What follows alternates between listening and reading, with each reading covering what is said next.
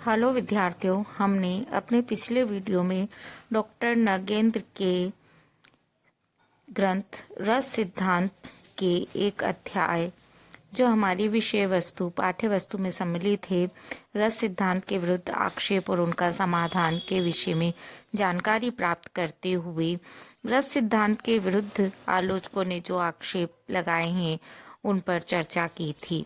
आज इस वीडियो के माध्यम से हम उन आक्षेपों का डॉक्टर नगेंद्र ने जो समाधान प्रस्तुत किया है उसे जानने का प्रयास करेंगे। वास्तव में डॉक्टर नगेंद्र मानते हैं कि रस तो काव्य की आत्मा है और ये बात बार बार कही जाती रही है। रस सिद्धांत के अंतर्गत उन्होंने आक्षेपों की चर्चा करते हुए उनके समाधान प्रस्तुत किए हैं। उनका मानना है रस सिद्धांत में संभावनाओं के लिए लचीलापन पर्याप्त मात्रा में विद्यमान है। रस के बारे में जो भी शंकाएं उठाई जा सकती है उन पर भी उसके अंतर्गत प्रकाश डाला गया है, क्योंकि मानव संवेदना से अधिक रमणीय सत्य नहीं खोज लिया जाता तब तक इससे अधिक पूर्ण और श्रेष्ठ कोई सिद्धांत नहीं है। वास्तव में रस सिद्धांत मानव संवेदना को सत्य मानता है और इसलिए विकासशील भी है। और इसी तथ्य को ध्यान में रखते हुए डॉक्टर नगेंद्र ने जो पहला आक्षेप किया गया है रस की अलौकिकता के संबंध में, रस को ब्रह्मानंद सहोदर कहे जाने के विषय में उसका उत्तर देते हुए कहा है कि ब्रह्मानंद सहोदर शब्द रस का विशेषण है जो इस तथ्य को प्रकट करने वाला है कि रसानुभूति अन्य अनुभूतियों की तरह इंद्रिय अनुभूति नहीं होती है। रस की जो अनुभूति होती है वह राग द्वेष रहित होने की स्थिति में ही होती है। अन्य भावों का अनुभव जैसा सुखद या दुखद होता है, रस का अनुभव उससे भिन्न प्रकार का होता है। यह अनुभूति उदात्त, स्वच्छ और निर्मल होती है। डॉक्टर नगेंद्र ने अपनी बात को स्पष्ट करने के लिए दार्शनिक आधार को लिया है और वे कहते हैं कि अद्वैतवादी आचार्य ऐसा मानते हैं कि आनंद का प्रत्येक रूप आत्मा का स्वरूप है, न कि मन और ज्ञानेंद्रियों का विषय है। चूंकि काव्य का आनंद विषयों के आनंद से दूर है और आत्मा के आनंद के निकट है, यही स्पष्ट करने के उद्देश्य से इसे ब्रह्मानंद सहोदर कहा गया है। वे ये भी कहते हैं कि यदि कोई आत्मा को न माने तो वह आत्मा की जगह चेतना को मान सकता है।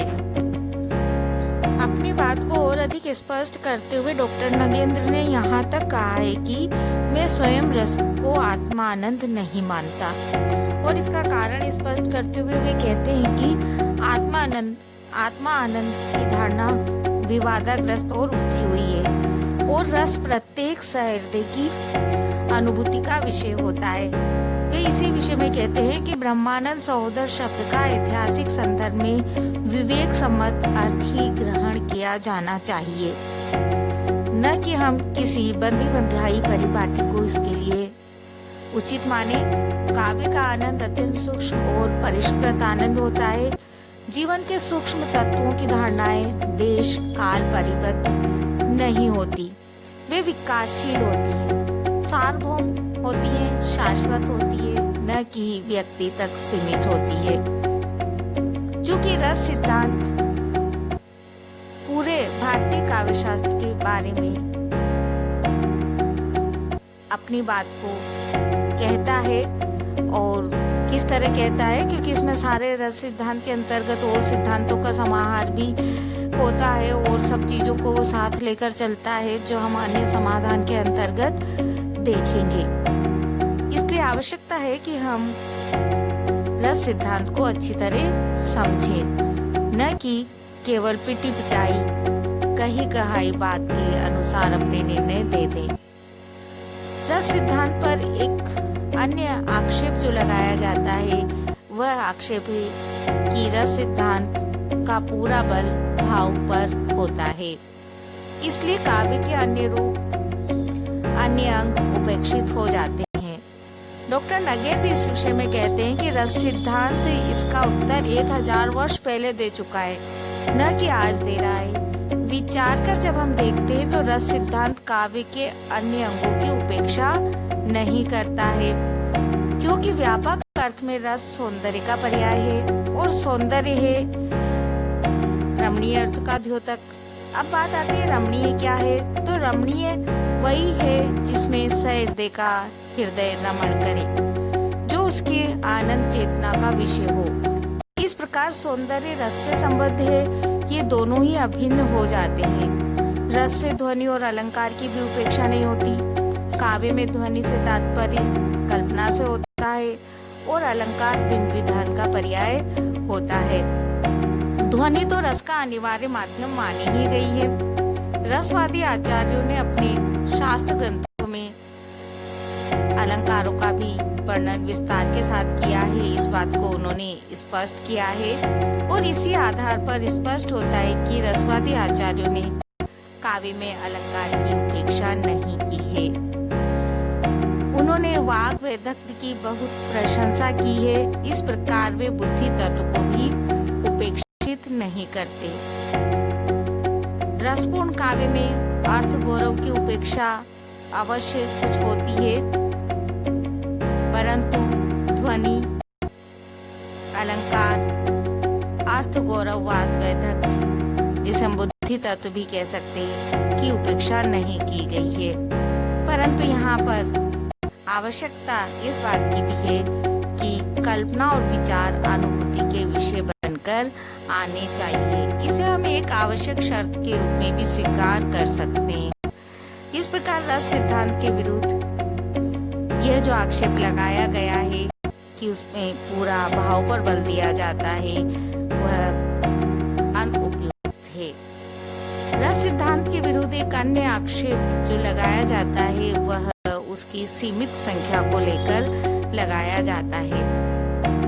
यहाँ पर डॉक्टर नगेंद्र का कथन है कि वे कहना चाहते हैं विषय का कम ज्ञान रखने वाले ही ऐसा आक्षेप कर सकते हैं, क्योंकि भावों की संख्या विशद हो यह विवाद का विषय रही है। यह नहीं है कि रस सिद्धांत में भावों की एक निश्चित संख्या तक ही किसी चीज को सीमित कर दिया गया है। यह कहा जाता रहा है कि रसों और भावों की संख्या की सीमा किसी एक निश्चित संख्या में बांटना ठीक नहीं है। तो नगेंद्र ने यह कहा है कि भावों की संख्या की सीमा को लेकर जो आरोप लगाया गया है वह भी आधारहीन है, और इसका कारण है कि अकेले सात्विक भाव से भी रस सिद्धि संभव हो सकती है। रस सिद्धांत रसों और भावों की बंधी हुई संख्या का कायल तो है ही नहीं।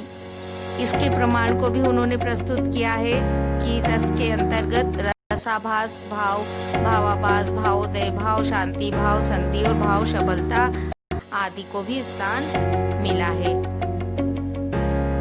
अब यदि अध्ययन की सुविधा के लिए कोई शास्त्रकार रसों भावों के भेद भले ही गिना दे, किंतु उन भेदों की अंतिम तो नहीं कहा जा सकता। कहने का अर्थ ये है कि कुछ भेद उसके गिनाए हैं, पर जैसे जैसे विकास होता है और मनुष्य के भावों को क्योंकि सीमित नहीं किया जा सकता, तो वैसे वैसे इनकी संख्या में बढ़ोतरी हो सकती है। हम उन्हें और नाम भी दे सकते हैं, ये बात वो कहना चाहते हैं। और इनके उपलक्षण भी गिनाए जा सकते हैं। इस प्रकार रस सिद्धांत पर रस संख्या संबंधी आरोप ठीक नहीं है, वह हमारी अल्पज्ञता का बोधक ही हो सकता है। वे यहाँ एक बात और कहना चाहते हैं, जो बात उठाई गई थी उसी को थोड़ा उन्होंने लिया है कि गोदान या हेमलेट में कौन सा रस है, यह प्रश्न महत्वपूर्ण नहीं है। जैसे परंपरागत पद्धति से भी इसमें रस का निर्णय किया जा सकता है, फिर भी यह प्रश्न रूढ़िवादी दृष्टिकोण का ही अधिक द्योतक है। यह बातें कहना चाहते हैं। रस सिद्धांत का महत्व, उसका गौरव तो यह बताने में होता है कि रचना रस, अनुभूति या रागात्मक प्रभाव के कारण आस्वाद्य है। रस सिद्धांत पर जो अन्य आरोप लगाए गए हैं उसमें एक आरोप काव्य विधान की दृष्टि से भी है। उन्होंने इस दृष्टि से भी अपनी बात को रखा है। एक परिपूर्ण काव्य विधान तो प्रबंध काव्य, मुक्तक काव्य में ही संभव है, ये बात कही जाती है। अतः इससे भिन्न दूसरे काव्य रूपों में रस सिद्धि नहीं होती और उन काव्य रूपों को महत्व ही नहीं दिया जा सकेगा। जब ये आक्षेप लगाया गया तो उन्होंने उत्तर देते हुए कहा है कि रस का परिपाक हो ही यह आवश्यक ही नहीं है। उनका कहना है कि रस के सभी अवयवों का होना भी जरूरी नहीं है, केवल अनुभव के चित्रण से भी रस की सिद्धि हो जाती है। और उसका कारण ये है कि रस के जो अवयव उपस्थित नहीं रहते उनका आक्षेप हो जाता है। भाव आदि का प्रकट या फिर प्रच्छन्न रूप में होना इसलिए आवश्यक बताया गया है कि इसके बिना अनुभूति तो होगी ही नहीं। भाव को भी कल्पना के अंतर्गत नहीं माना जा सकता। कहना चाहते हैं वे कि जब तक विभाव आदि का प्रकट या प्रच्छन्न रूप होना इसलिए आवश्यक है क्योंकि इसके बिना अनुभूति नहीं होगी और भाव की भी कल्पना नहीं की जा सकेगी। मनोविज्ञान भी इस बात को मानता है कि बिना आधार के तो भाव विद्यमान ही नहीं हो सकता। नगेंद्र यहाँ पर एक बात और कहना चाहते हैं कि रस सिद्धांत में और आगे बढ़ने का अवकाश भी है। इसमें उतनी संकीर्णता नहीं है जो कही जा रही है। वास्तव में इसमें लचीलापन है। रस का स्थायी धर्म तो गुण, ओज, माधुर्य और प्रसाद है। ऐसी उक्ति भी रसानुभूति करा सकती है जिसमें भले ही भाव का स्वरूप स्पष्ट न हो, केवल चित्त का स्पर्श करने की विशेषता ही हो।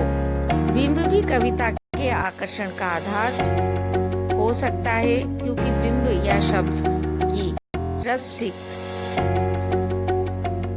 बनाने वाली जो स्थिति है वह संवेदना से ही होती है। बिंब को जीवंतता प्रदान करने वाला जो तत्व है वह वास्तव में संवेदना ही है। मानव चेतना को स्पर्श करने की यही विशेषता होती है। इस तरह उन्होंने समाधान प्रस्तुत किए हैं। उन्होंने जो अन्य आक्षेपों पर समाधान प्रस्तुत किए हैं उन्हें हम अपने अगले वीडियो के माध्यम से समझने का प्रयास करेंगे। आप इस वीडियो को अपने मित्रों को शेयर करें और लाइक भी